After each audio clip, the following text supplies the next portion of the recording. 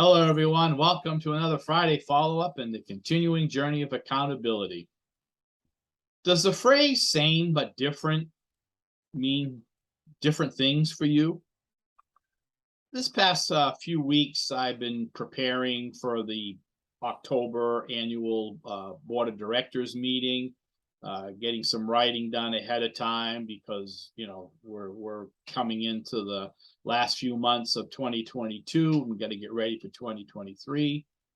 And yes, I see and hear a lot of chatter going on about various things that are perceived as being different, but in my mind, are they really that different? And I do my best to respond to a lot of individual emails and letters. But then there's only so many hours in a day, and there's a lot more of you than me.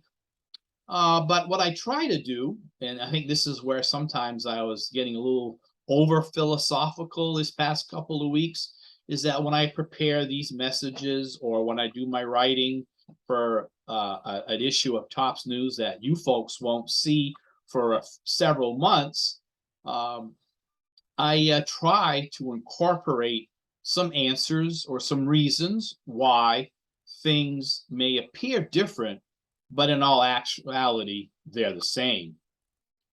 One of the things that I've done all my life is wanting to know why. Why are things being done a certain way? And I'm not trying to change the world. I'm just like trying to get an understanding on how things evolved. And that's probably why I jumped in the science field so many years ago. I wanted to know why or how things worked. And once you understand the reasons, you can always try to improve the process, but you get to a point where it's got to be the same no matter what. And that's because the way it is. We all have our hopes and desires, but there's some things that will always be the same. Take this graphic that I'm using this morning. 3 apples. They're apples, but they look different. One's green, 2 are red.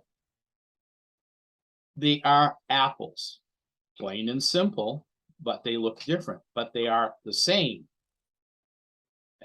when you get to the core of the issue. So when I'm looking at improving processes or trying to explain to members why things are being done a different way, but yet really as the same, that's where sometimes things get a little bit off the track.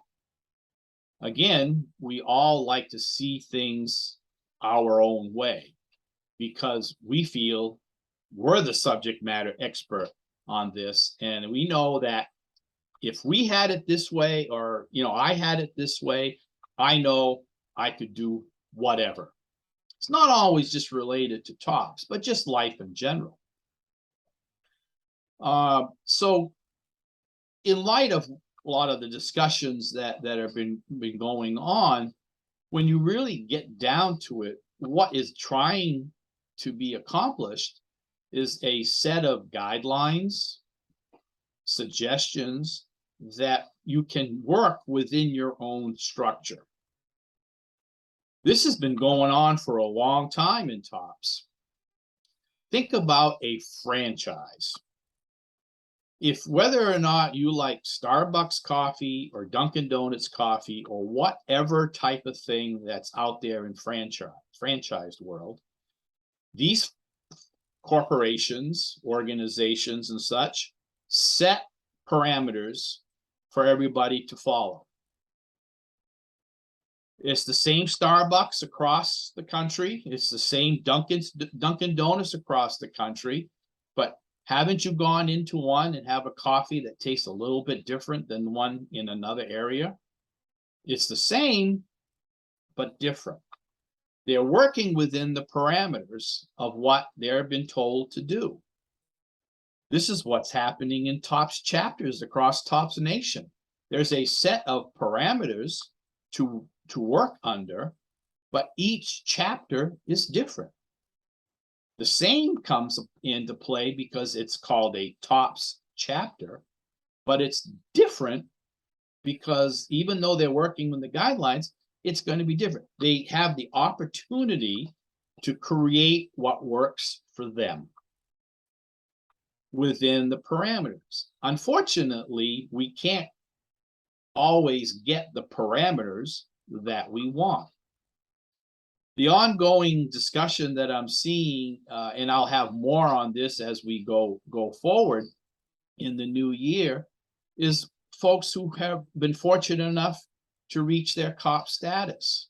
And it's the age-old question. Why is it 3 above, 7 below gold?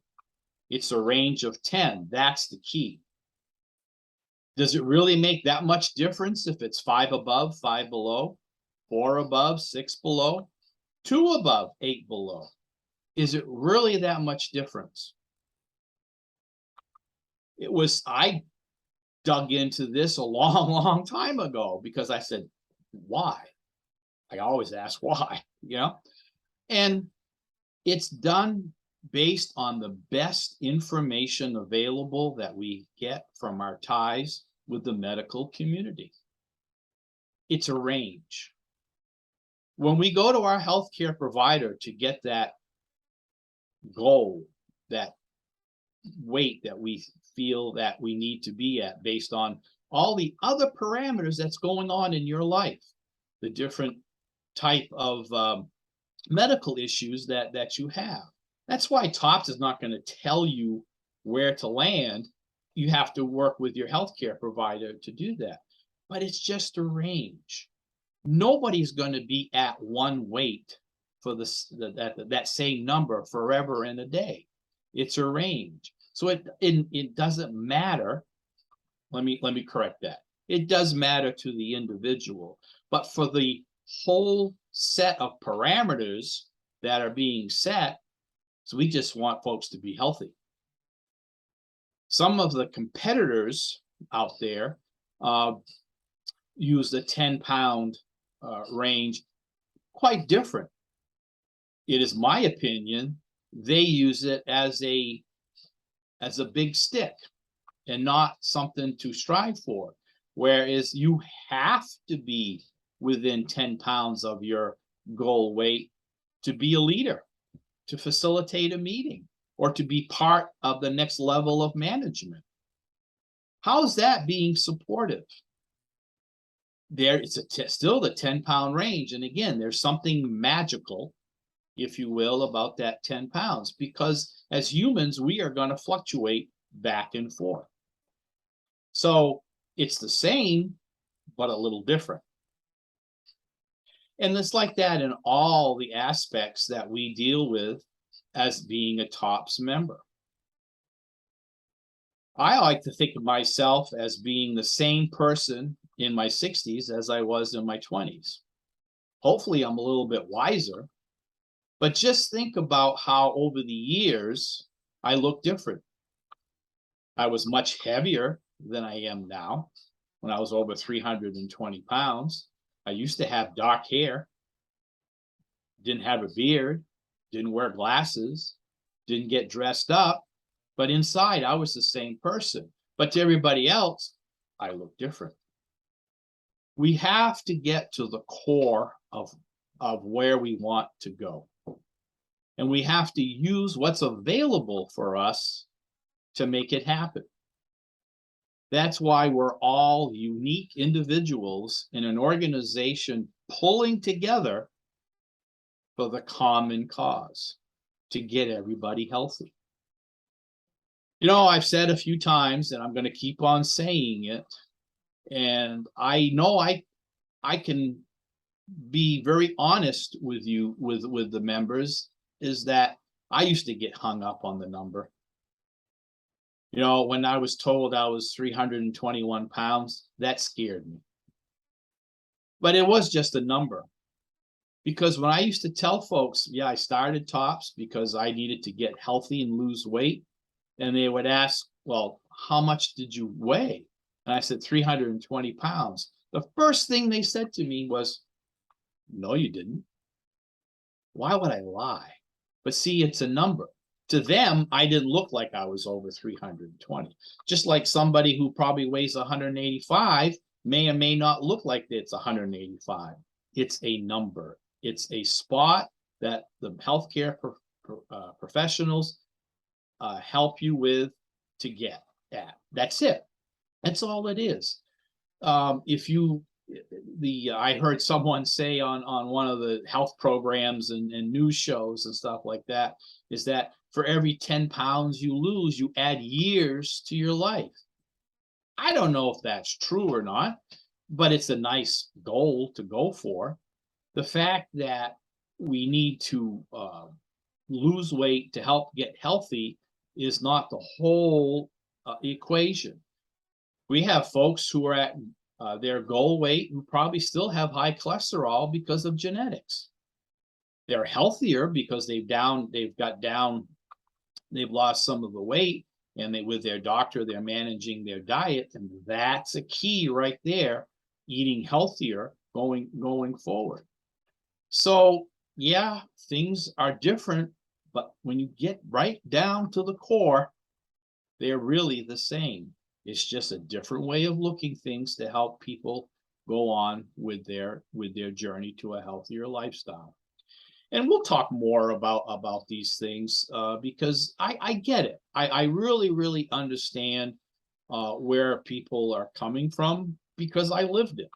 And all I'm trying to do is to share my experiences, that we don't want to, I guess the one thing here is we want to focus on being healthy and not a number. That's why I'm so glad on Tops News that we're trying to feature more articles on folks who to some would say, and we have to be real careful with this, folks, with weight bias and fat shaming and stuff, and say, you know, well, you lost 100 pounds, so you had to work harder than the member who only quote unquote needed to lose 20. It's the same work, folks. It's the same parameters that we have to follow, whether your doctor tells you to lose 20 or if you have to lose 150. It's the same work. And that in itself is where sometimes we get lost with the numbers. Because again, one more time, folks, when you get to the core of the problem, you know, we're all individuals. Somebody who has a 20-pound weight gain could have a catastrophic effect on their health. And somebody who gained 80 still has that effect on their health, but might not be as bad. We're not going to be able to figure this out, because if it was that easy, we wouldn't have organizations like TOPS to help us. So that's my message today. I'm sure it's going to create some more discussion going forward, but you know what? That's a good thing, because that's the only way we are going to learn. It's the only way we are going to understand that even though sometimes things look different, it's really the same. Now, for my journey of accountability, I was not able to attend chapter meeting due to other scheduled events that I set up months and months ago and never realized that date was a Thursday. So I skipped chapter meeting, but I am aware that I think I'm just holding my own right now. Not great. I wish I could hold my own at a lower number, you know, again, going back to that number, but I'm doing fine. I feel great. And that's probably the number one thing that I'm really, really concerned about. And I'm trying not to use some of the messaging that I wrote about yesterday that you're going to read in a couple of months.